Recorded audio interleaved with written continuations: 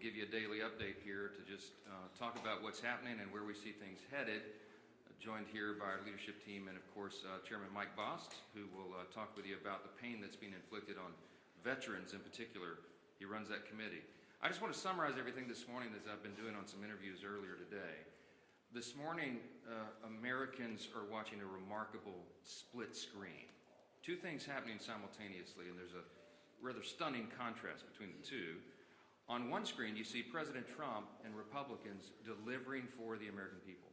You see President Trump and Republicans cutting taxes for hardworking American families. You see us ending the border crisis, ending the crime crisis. You see us eliminating fraud, waste, and abuse in government, and now resolving violent conflicts around the world. What President Trump achieved yesterday, was announced last night, is a truly historic foreign policy achievement. I mean, it cannot be understated. We should give a whole press conference just about that. The deal that he struck between Israel and Hamas will achieve incredible results, not just for that region, but for every peace-loving people around the world, everyone around the world. He's going to bring the hostages home. 2 years they've been in captivity. They'll finally be delivered home. We're all watching the images of the celebrations in Israel and around the world by people in Gaza and in Israel, that this is coming to an end. He's going to bring the hostages home. He's going to bring peace and security back to Israel and truly lay the foundation for a lasting peace in the Middle East. This is a goal and an objective that's been stated by presidents and politicians and policymakers and people around the globe for generations. And President Trump has the strength and the vision and the resolve to do it. He's the only president who could have, as has been demonstrated. And look at the other side of the screen. So that's all going on one side of the split screen. Now look at the other. The stark contrast with the Democrats who have shut down the government. Republicans are busy working around the clock to deliver for the American people, voting over and over to open the U.S. government and laying the foundation for lasting peace and working to deliver for American troops and military families. And what do you see on the other screen? Democrats playing games with the lives and livelihoods of the people we represent. They have now voted in the Senate. The Senate Democrats have voted 6 times to keep the government shut down. And I just want to tell you one of the most outrageous things I've seen since I've been following politics in the mid-'80s when I was a kid in the Reagan era. Chuck Schumer did an interview last night and bragged, this is what he said, quote, he had the audacity to say, quote, every day of this shutdown gets better for us, his party. I don't even know how to comment on that. It's so stunning to me how callous he can be to play political games and use American citizens as the pawns in a political game. We're in day 9. The consequences of this Democrat shutdown are very real, and he can mock it and he can pretend like it gets better for him.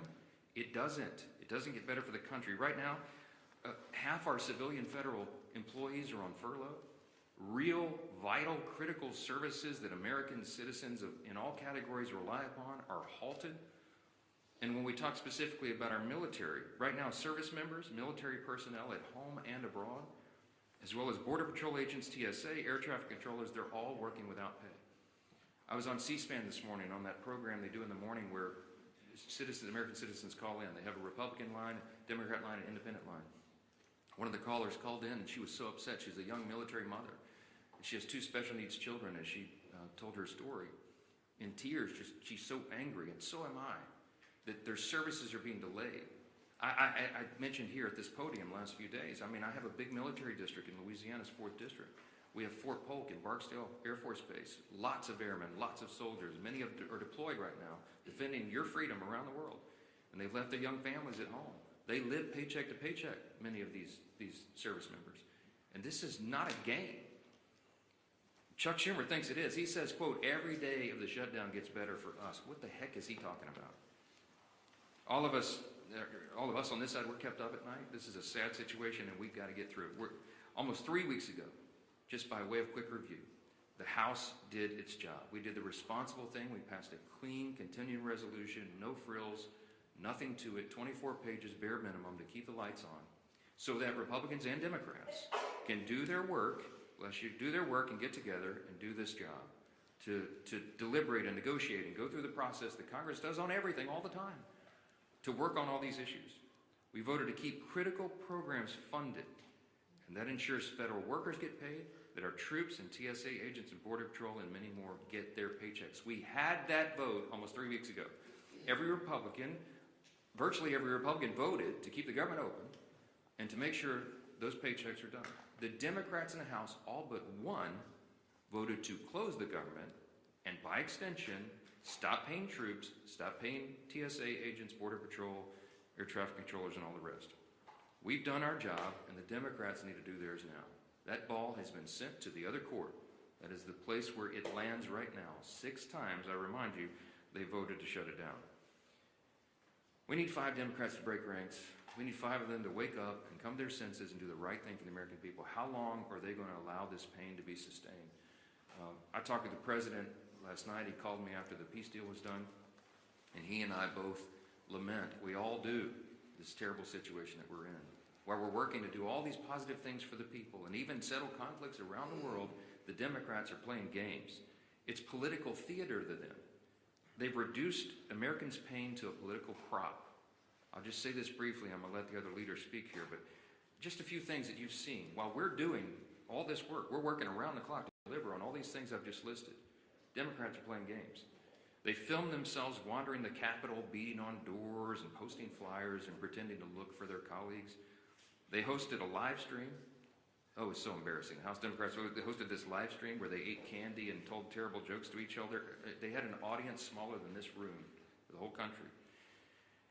The leader of the Democrat Party is bragging about the cost that this is being borne by the American people. And just yesterday, I had 2 Democrat senators come over and stage a failed publicity stunt outside my office. I heard about it, walked out and confronted them and set them right on the truth. They came to this side of the Capitol to try to put on a little political show for their online audience, and then they walked right back over there and voted for the 6th time to keep the government shut down. Give me a break. Democrats seem to be doing everything except the one thing that Americans desperately need and deserve, and that's passing our clean CR to get the government operating again. That's all we're asking of them. Stop the political stunts. Stop the madness. Stop saying that you're enjoying inflicting pain on the American people, for goodness sakes, and pass the clean CR in the shutdown today. I'm going to turn it over first to our chairman, Chairman Mike Bost. He, as you know, works on all things regarding Americans' veterans. He's the chairman of our committee that handles all of that. And we just wanted him to talk specifically about the costs that are being borne by our veterans because the Democrats shut down. Chairman? First off, I want to say thank the Speaker, and let me tell you this. I believe Secretary Collins and the administration is trying to do everything they possibly can with the money that we actually provided for them in advance for our veterans. Thank heaven we did. So the healthcare side, the concerns we're dealing with continuing education. Continuing education is starting to fall by the wayside. The concerns that we have with other programs like this, there's about 7 of those programs, but those are going to start falling by the wayside. Now, one of the concerns that we're already hearing is the GI Bill. Right now, we're hearing rumors that as many as half of the people that have a GI Bill are not receiving GI Bill payments to their universities, and therefore, when they get on the line to try to call to make sure that their education will continue and it'll be paid for and try to straighten it out, there's no one there to answer the phones. That is a concern. Day to day, our veterans are trying to make ends meet. Day to day, they're trying to hold on to their benefits. And day to day, they keep hearing these concerns, and they're going to continue to get worse. As a veteran, and as someone who tries to provide for them, the fear that I have for them is as this goes on, it will only get worse. It's not a game. It affects real people's lives. Another program that's out there that is concerning is those that might be needing home health care. Those are private providers. Now, like I said, Secretary Collins is trying to shift things around, but the authorization language expired on the 1st of October. Folks, this is not a game. It's very, very serious. And let me tell you this as well.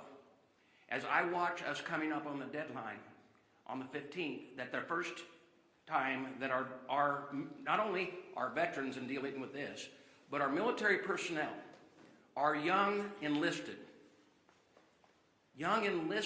that may have spouses and children that are making it payday to payday are all of a sudden trying to figure out, I'm living payday to payday, but I'm going to get no pay due. Let me tell you, that's personal to me. That's who I was. When I joined the United States Marine Corps, I was 18 years old and turned 19 in boot camp, got married out of boot camp, had a child. And for a short period of time, it was during the Carter administration, and we were living payday to payday. And when you saw no pay due, not everybody's got a parent that they can call. And you don't have a credit rating where you can actually call a banker. And you know what? Rent's still due. Food's still got to be put on the table. And for someone to say, hey, you know what? It's getting better for us every day. It's not getting better for them every day. And they are the people that are standing on the front line to keep this freedom of this nation in place. We are going to continue to do our job. We did our job. We sent it to the Senate. All of these things that I talked about were in that continuing resolution. And we made sure from our part at the VA committee that they were. It is time that the Democrats quit playing games with those people who they claim that they're all for, our veterans and those who serve this nation. Thank you. Well, thank you, Mr. Chairman, and it just shows you the real cost of a government shutdown that Chuck Schumer's imposed on the country. We hear over and over these stories, and we're hearing more of them every day now that we're in the 8th day of this shutdown. The pain that is being inflicted on real people. I did a town hall meeting last night with thousands of people on the call, and a number of people talked about the problems they're experiencing. Seniors that want to make sure their Social Security checks are going to be delivered. Obviously, families of military personnel, we know those stories. We hear those stories. And what does Chuck Schumer say? You know, I read you the quote yesterday of a senator just a few days ago who said, quote, "The point of this shutdown is not just suffering for suffering's sake, but to make a point." That was a different senator. And then yesterday, Chuck Schumer, of course, says, quote, "Every day this gets better for us." And so you've got to ask yourself, if you're Chuck Schumer, and a good day for you is defined by how much suffering you can impose on other people, including our men and women in uniform, maybe you need to look in the mirror and check yourself at the door and wonder what it is you're up here trying to accomplish. Is that really why Chuck Schumer ran for office? To inflict pain on other people so that he can have a good day, a better day for himself.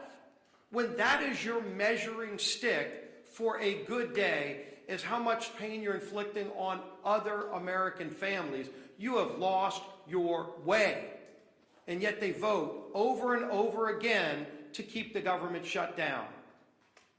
While trying to talk about other issues, we can be talking about those other issues without inflicting pain on people. We can be debating our differences, as President Trump said he wants to do, by opening the government back up again. And by the way, once we get the government back open again, if Democrats ever come to their senses, we still have a lot of differences to resolve. Those differences don't just get resolved tomorrow. November 21st gets closer every single day too.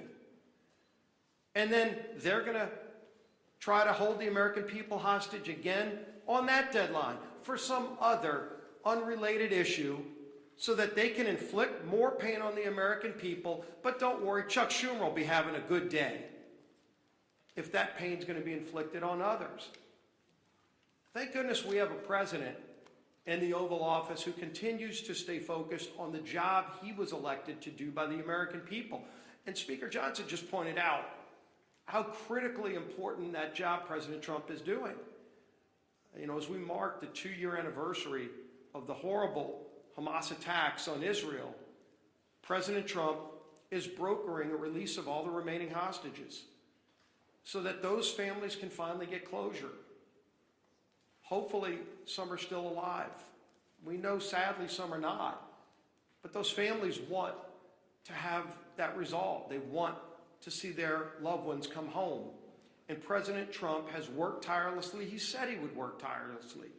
And he continues to deliver for the American people. He continues to lead on the world stage and stand up to the bullies around the world.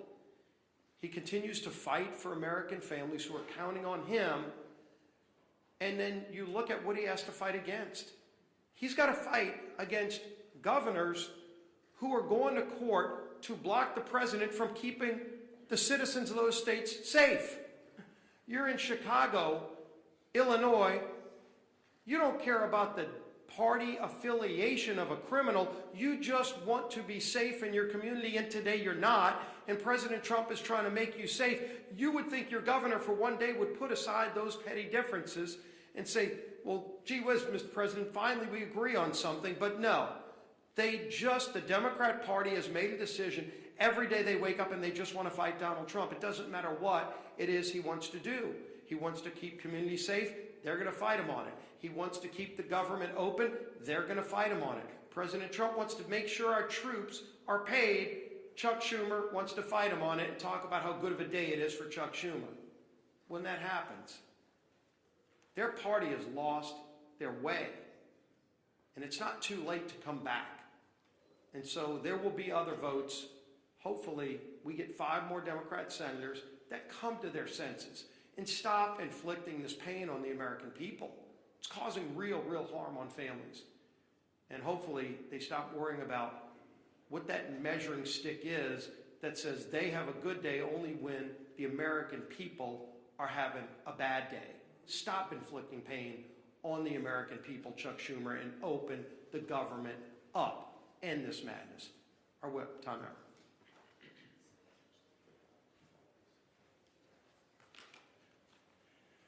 Yesterday, Senate Democrats, including the 2 senators from my home state of Minnesota, Tina Smith and Amy Klobuchar, voted for a 6th time, as the Speaker mentioned, to shut the government down or keep it shut down. 6 times.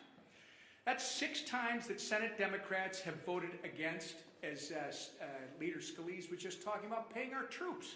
6 times that they voted against the 13,000 Minnesota National Guardsmen who are showing up to work without receiving a paycheck. 6 times that they voted against supporting federal workers, air traffic controllers, border patrol agents, and the list goes on and on. And why? Because Democrats have decided they'd rather hold the American people hostage than pass the same nonpartisan clean CR that they supported just 6 months ago and that they passed 13 times under the Biden administration. Tina Smith claims she shut the government down so that she can, quote, protect Minnesotans' health care, unquote. But Tina, if that really was the case, why do you support a $1.5 trillion spending proposal that would give health care to illegal aliens while cutting $50 billion from rural health care? She's just not being honest. This was never about health care for the Democrats. This has been about picking a fight with President Trump so that they can try to score points with the terrorist wing of their party. It's pure politics, and nothing reveals their true motivations more than Chuck Schumer taking a victory lap, as both the Speaker and the leader have said, saying every day this gets better for us. So every day that our troops, TSA agents, and air traffic controllers work without pay is a better day than the last? That's disgusting. And every single person in this room should be holding Chuck Schumer accountable for his words. Unfortunately, Minnesota's 2 senators continue to follow Chuck Schumer off the end of the political pier with their needless shutdown. Earlier this week, our entire Minnesota Republican congressional delegation sent a letter to Senators Smith and Klobuchar urging that they please do the right and responsible thing by passing the House's nonpartisan clean CR and end the massive amount of pain that they're inflicting on Minnesotans in the Thursday Night Football. Thursday night. It's on Prime. with the games, pass our CR, get the government up and running again for Minnesotans. And I say this to my 2 senators, the people that elected you to do your job. Do your job. Your constituents deserve better than this. And with that, I turn it over to our conference chair.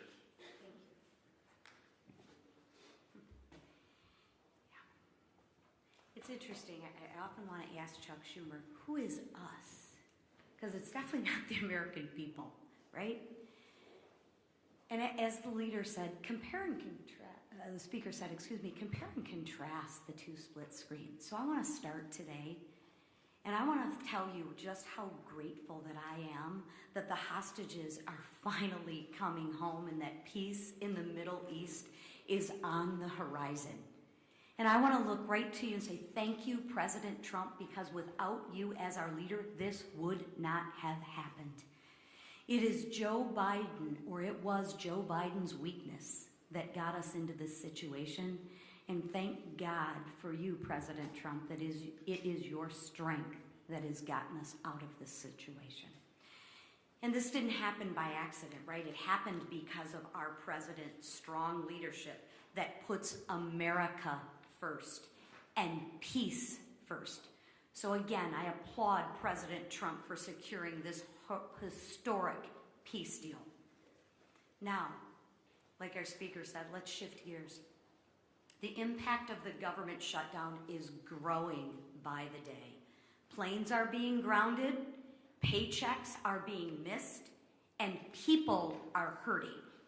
Different than Chuck Schumer, he's having a good day. The American people are hurting. And why?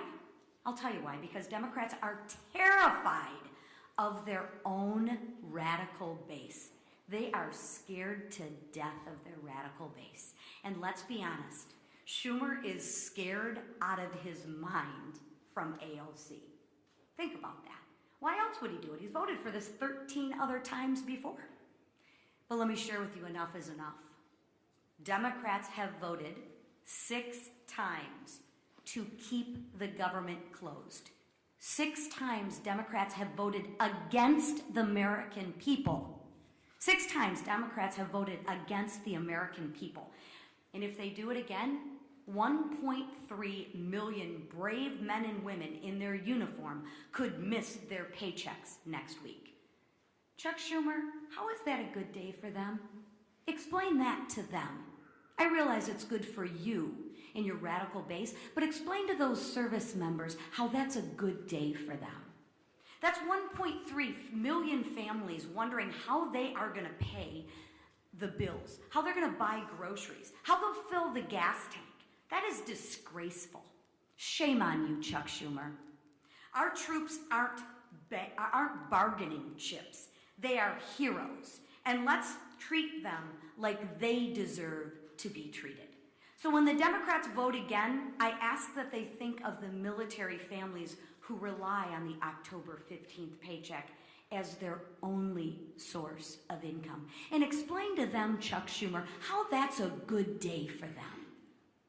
I ask that they think of the servicemen and women living paycheck to paycheck. I ask that they think of them, not of the radical base that they're trying to appease. Let's put our troops before politics. Pass the clean House bill. Open up the government and pay our troops. Thank you. Yes, go ahead. I understand this is a heavy situation, this shutdown. Both parties think that they have the right goal and they're trying to strategize their way there. But why not put politics aside and shutdown strategizing aside to pass a standalone bill to pay the military? You mentioned that military mom that was on C-SPAN this morning.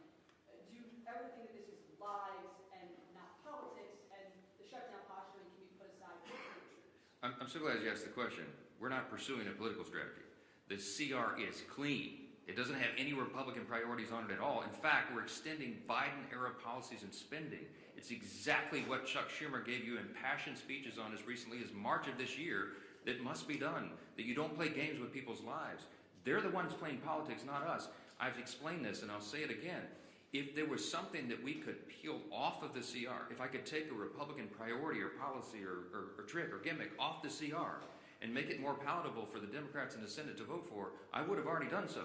But I didn't send any of that on. We sent a totally clean document over there because we're operating in good faith. What's our goal, our strategy? To keep the lights on for the people of this country so that we can have their Congress working to resolve all these issues. They're trying to make this about health care. It's not. It's about keeping Congress operating so we can get to health care. We always were going to. They're lying to you, okay? The health care issues were always going to be something discussed and deliberated and contemplated and debated in October, November.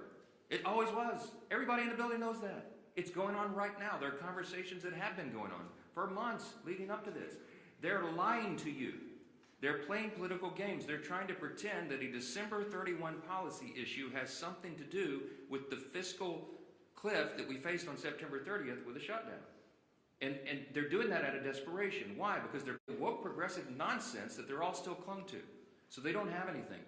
I mentioned yesterday, they just had a poll. The Democrat Party has the lowest approval rating of any time since polling began. So what do? They're desperate. There's a rising Marxist wing in the Democrat Party. They're about to elect a mayor of New York City. Chuck Schumer's from New York. He sees a rising Marxist challenge to himself. And there's one thing that Chuck Schumer cares about more than anything else, and that is his Senate seat. The guy's been in Congress for 44 years. He doesn't know how to live life outside this building, and so he will do anything to make sure that he keeps that seat. He thinks the AOC is going to challenge him or some other Marxist. I'm just telling you the plain truth, and I take no pleasure in this. I'm trying to muster every ounce of Christian charity that I can, but this is outrageous. He's playing games with the American people. Real people are being hurt, veterans and troops and everybody, people that rely on these services. God bless America. Do the right thing and open the government. Yes. Yeah. If the goal is to keep the lights on and to protect these veterans and service members who are being hurt, why not put a standalone military pay bill on the table? We have already voted to pay the troops. We did it 3 weeks ago. We put that bill on the floor, and the Republicans voted to pay the troops, TSA agents, Border Patrol, Air Traffic Patrol, and everybody else. The Democrats voted no. Go pull the records. 3 weeks ago, we had the vote. Only one Democrat voted with us to pay the troops. We've done it. The House has done its job. The reason the House isn't here in regular session is because they turned the lights off. We passed the bill, pay the troops, pay all these essential workers, provide services to the American people. We sent it over there clean. It's 24 pages. It's a bare bones document. It has no Republican priorities on it at all. It's exactly what they voted for before. And they decided to turn this into a political stunt. So coming back here and doing it and having a duplicative vote to do the same thing we already did would accomplish nothing. Because Chuck Schumer's going to stop it in the Senate. They're playing games. He's enjoying it. He told you in his own words, every day of the shutdown, it's better for us. Golly, it's despicable. Yes, Last yes. question. Yesterday, you came out and engaged Senator Kelly, called this photo op. Publicity stunt. We called this a publicity stunt. Yesterday, Mr. Lawler went down and confronted Mr. Jeffries afterwards. I guess my question was, you as the speaker, considering how the tensions are rising in the building, if you had the House here, everybody here, there would be fights in the hallways. Are you concerned, and is it incumbent upon you as the speaker to try to lower this temperature? When we see what happened outside your office yesterday, you engaged with the senators, Mr. Lawler coming downstairs and engaging with Mr. Jeffries, who, he really gave it back to them, but I've not seen that type of confrontation in this building in my 30 plus years. I haven't either, Chad, and it concerns me. I've been here longer than you. I know you have. Look, since I got here, January 2017, I've been working on restoring civility to the institution. The first thing I ever did in Congress was draft the commitments to civility. I was proud that 52 out of 53 members of my freshman class, as I remember, signed on to that. Republicans and Democrats. Treat one another with dignity and respect. Let's have policy disputes, but not make it personal. This gets personal. Emotions are high. People are upset. I'm upset. I'm a very patient man, but I am very angry right now because this is dangerous stuff. And so, is it better for them probably being physically separated right now? Yeah, it probably is, frankly. I wish that weren't the case. But we do have to turn the volume down. The best way to turn the volume down is to turn the lights back on and get the government open for the people. Do the right thing. We need 5 Senate Democrats. Remember, it's math. We have to have 60 votes in the Senate to do this. Every Republican in the building is voting to open the government. The president wants to open the government. We need a few more Democrats because we only have 53 Republicans in the Senate. we got to have a handful of Democrats to join and do the right thing, and I hope they will. We'll keep you posted, wait for developments, and let's pray this ends soon. Thank you. Is the House in session?